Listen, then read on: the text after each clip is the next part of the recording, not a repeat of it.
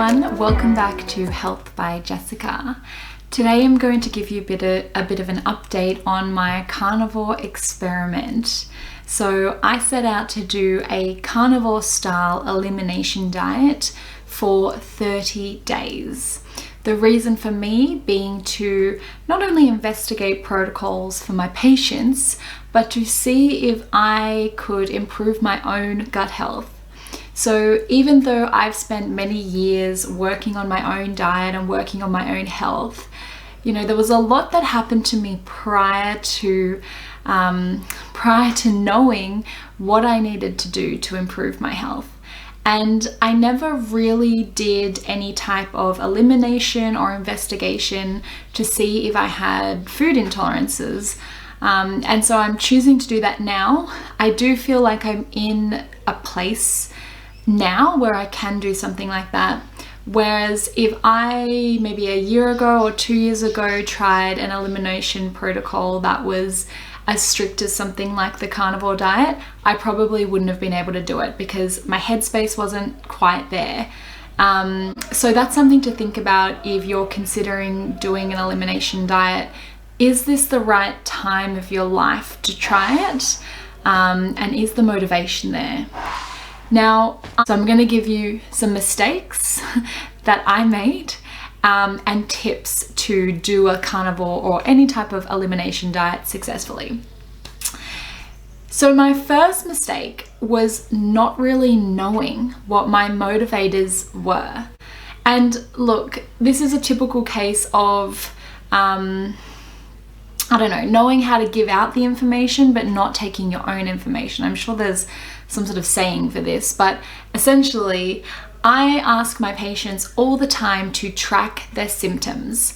I've even got a little resource that allows patients to list whatever symptom it is that they're interested in improving or tracking or monitoring, and then each day checking in with themselves to see whether things have gotten better or worse or whatever, so we can really identify patterns.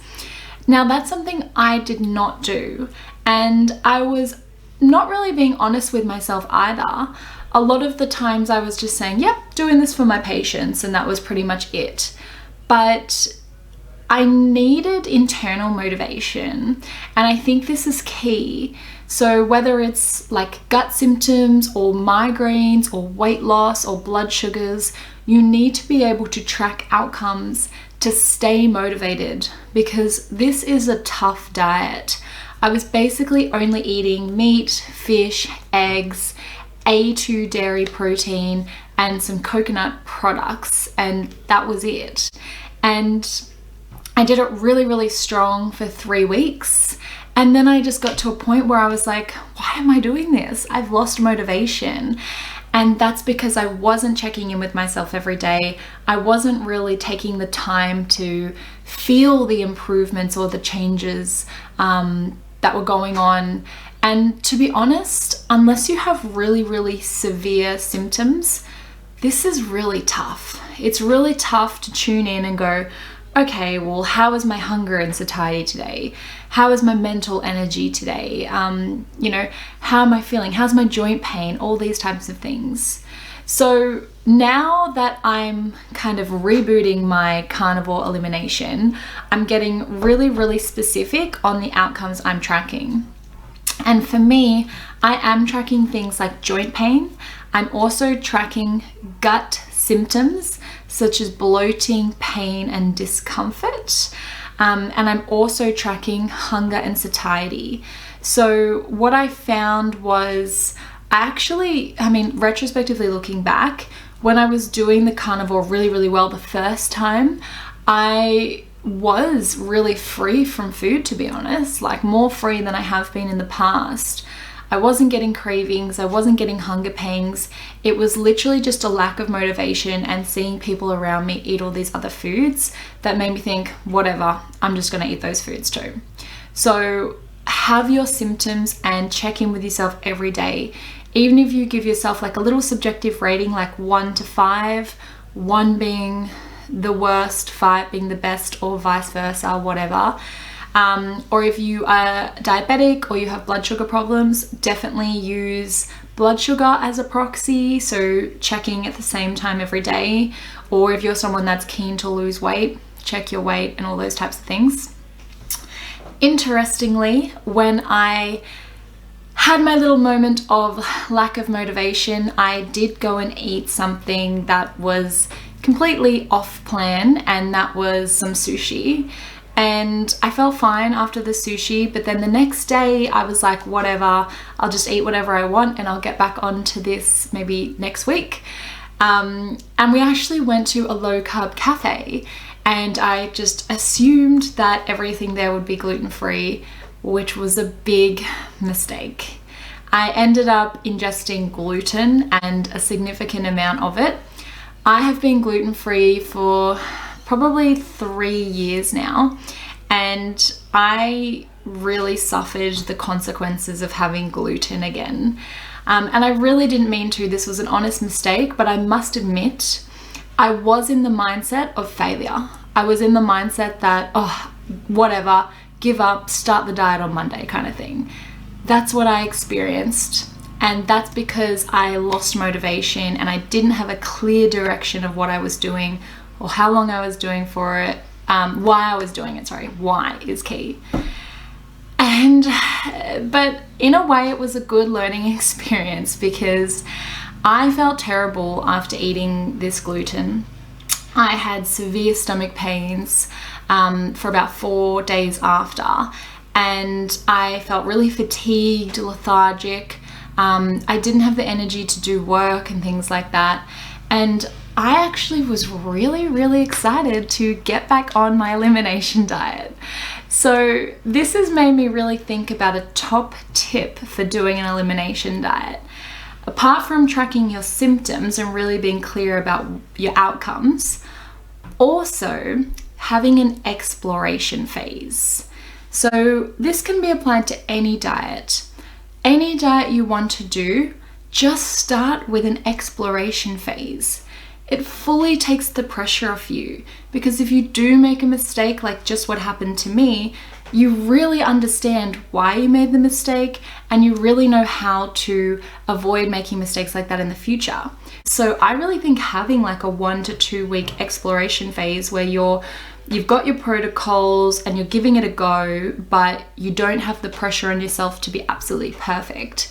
So if something happens, like you get tempted or you're out with friends and you make a mistake when you're ordering foods, or you don't read the label properly and you ingest something you weren't supposed to, whatever it is, you don't need to be hard on yourself like you failed, because it's that failing mindset that kind of pushes you over to the other extreme, which is like, whatever, then I've failed, I'm gonna eat whatever I want, I'm gonna go and binge on XYZ. And that's kind of what happened to me. I didn't necessarily have a binge, but I definitely ate the worst possible thing I could have eaten, which was gluten.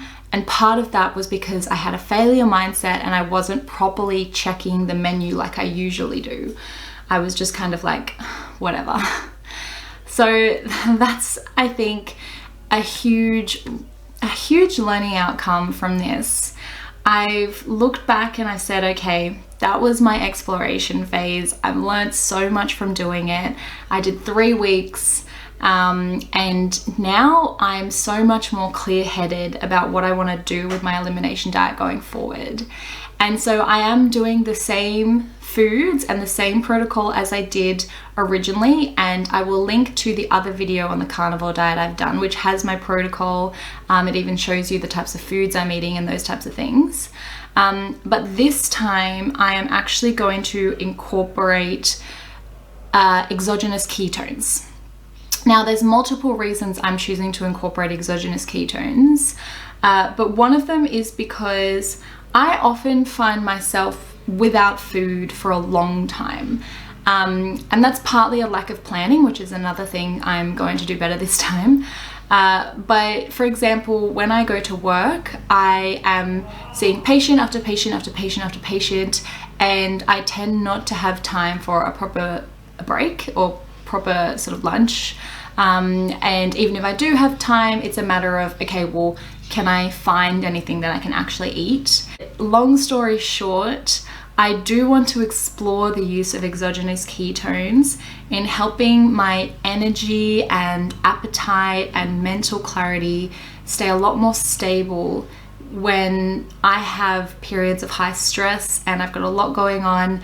And to be honest, I don't want to have to be thinking about food and what I have to eat next or what I can eat next. And if I'm out and about, I just want to be able to take my ketones with me, and that's what I'm sipping on across the day as opposed to worrying about food. So that might sound completely far-fetched to some people, but it's something I just really have been wanting to try for a while. So I'm going to incorporate it into my carnivore phase.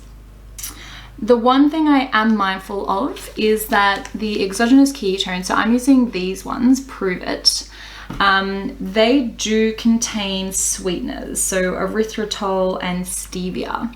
Basically, the way I'm going to have these is diluted in water and then drinking them over the course of like a whole day. So I'm not actually having huge amounts of these sweeteners at one go. Ideal situation is, yes, we avoid them. But once again, I've made my protocol a little bit different this time. I acknowledged the downfalls of my original protocol, and I do believe having some exogenous ketones on board will actually help me in the sense that this elimination diet can now be a little bit more sustainable and maybe even enjoyable for me, to help me keep going on the diet for a bit longer. So exogenous ketones is another tip for an elimination diet. Just be mindful of your food intolerances. If you already know sugar alcohols are a problem for you, then the ketones would be out, and you could use something like MCT oil powder, flavorless MCT oil powder, as your kind of energy boost if you wanted something like that. Some other things I've learned, as I already alluded to before, and tips for going forward, is to have lots of food available for yourself. This was a huge downfall of mine, and I ended up going to Melbourne. So week 3 of my carnivore diet, I went to Melbourne, and it wasn't really the act of going to Melbourne or being out of routine that was my problem. It was that when I got to Melbourne, I didn't go to the grocery store and stock up on food that I could eat. So I was constantly retrospectively looking for food, such that I'd wait till I got really, really hungry, or my partner got really, really hungry, and then we'd be like, all right, let's go eat. And so we'd be like searching for food options in an unfamiliar location, mostly looking at takeout options or convenient options. And when you're on an elimination style diet, there's not a lot you can choose. So you're like sifting through the McDonald's and the sushi and like Hungry Jacks and all of that to try and find the grocery store when you're ravenously hungry and you're really wanting to eat something, and then you make a poor choice.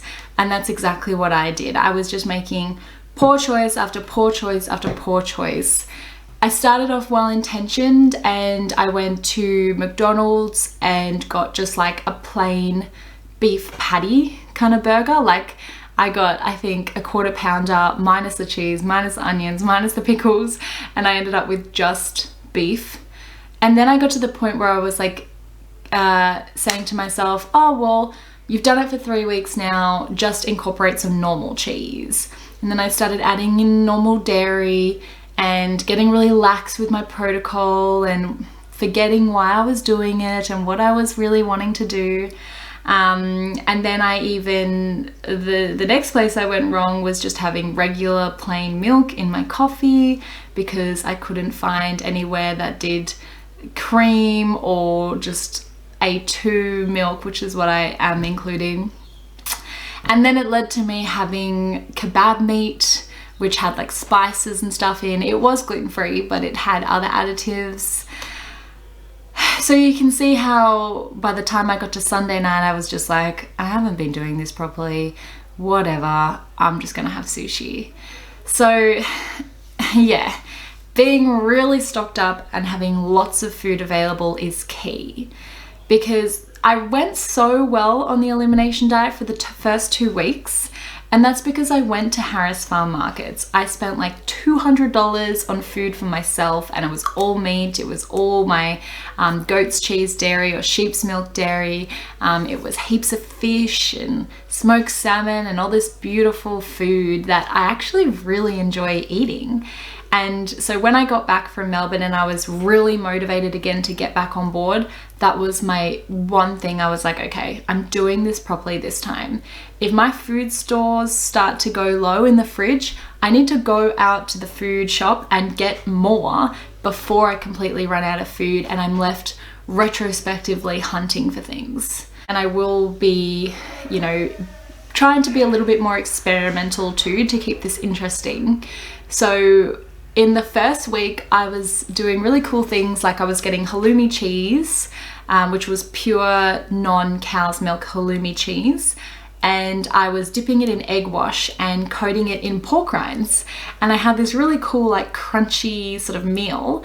And then I was also doing beef burgers with scrambled eggs, and then I was doing omelets with feta, like sheep's milk feta, and then I was doing smoked salmon with a little like sort of mayonnaise that I'd made. And I had all these really cool things going on that I really loved and enjoyed, and I didn't feel deprived on. It was only when I was stuck without food and then I had all these thoughts coming into my head like, are you gonna keep doing this? You know, maybe you should just start, you know, adding foods back in and whatever. So have a clear protocol for what you're going to do. And that's where the carnivore diet is a little bit like hit and miss, because everyone has their own protocols. And again, that's part of the reason I'm doing this, because I'm trying to develop really clear protocols for my patients. I work with Dr. Paul Mason, who actively uses carnivore elimination diets on his patients, and I'm delivering the diets and helping his patients be compliant. And I am so glad that I'm doing this, because already I've learned so much. And I must say, I'm now back on the carnivore diet. So it's my 4th day getting back on it, and I finally today feel pain-free in my gut. So that gluten affected me for almost 7 days, and I'm finally back in the point where I can do work again. I was working from 8:30 this morning until now, it's like 3 p.m. and was just eating some salmon and a little bit of coffee and things like that. So I'm going really well at the moment. I'm checking in with myself. I'm making sure I remind myself how good I'm feeling, and all these positive things that are happening, because that's what's going to keep me staying on the diet. So if you liked this video, please give it a like and subscribe to my channel. If you have any particular topics you'd like me to do a video on, please comment below or send me an email and let me know.